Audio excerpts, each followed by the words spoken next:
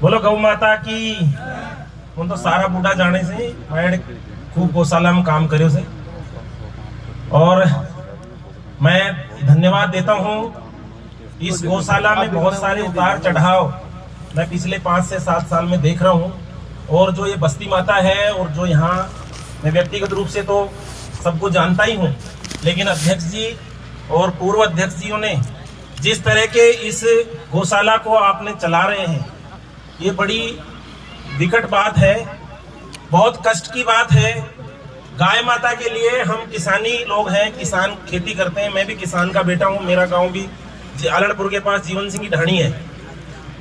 मैं ये कहता हूँ कि इस समय गाय माता एक परीक्षा के दौर में है।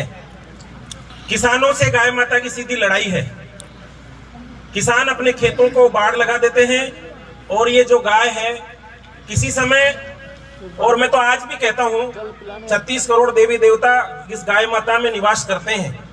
मैंने अपने प्राणों से, मेरी कमाई का आधा हिस्सा मैंने गाय माता के श्री चरणों में समर्पित करने का संकल्प बहुत सालों से ले रखा है, और जितना हिस्सा होता है माता उसका 10 गुना मुझे लौटाती है।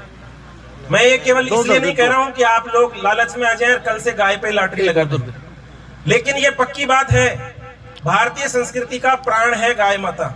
हम हिंदू हैं, अगर कहीं हमें जीवन में सुकून चाहिए, आराम चाहिए और शांति चाहिए, हम गाय माता के लिए जो खेतों में हमने बाड़ लगा रखी है वो खोलने की जरूरत नहीं है।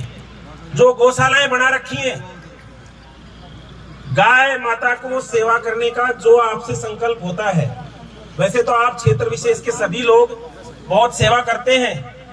मैं इस गौशाला के प्रति मैं एक नियमित सदस्य के रूप में बहुत सालों से काम कर रहा हूं, और मेरा प्रयास ये रहेगा कि जब तक मैं जीऊंगा, मेरा जीवन रहेगा, तब तक मैं गाय के प्रति, इस गौशाला के प्रति जुड़ा रहूंगा।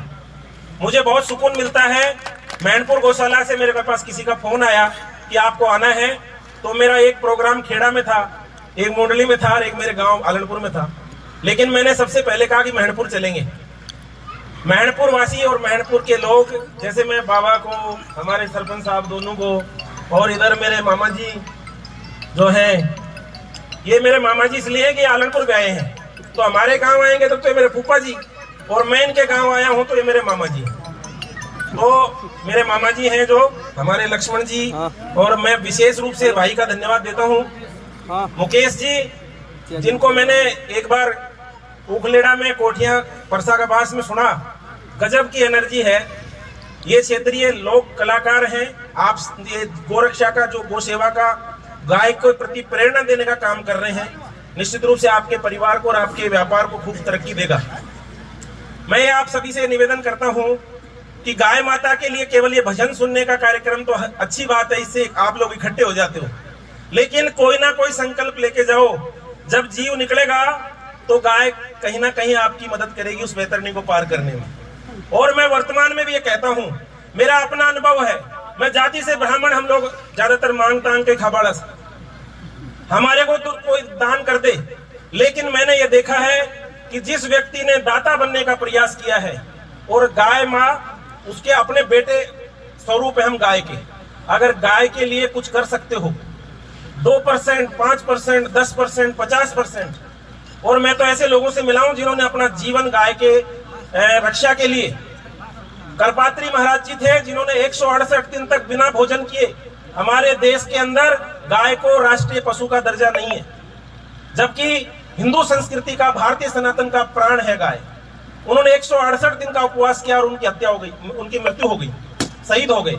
उन्होंने श्राप दिया था किसी पार्टी को, मैं राजनीतिक बात नहीं करना चाहता, लेकिन ऐसे बहुत सारे लोग हैं, ऐसे लाखों लोगों से मैं मिला हूं जो गाय माता के लिए जान लगाते हैं, छिड़कते हैं। आप भी प्रयास करो। ये कमेटी बहुत परेशान रहती है। एक 500 रुपए देकर के व्यक्ति ये सोचता है कि कमेटी को मैंने खरीद लिया।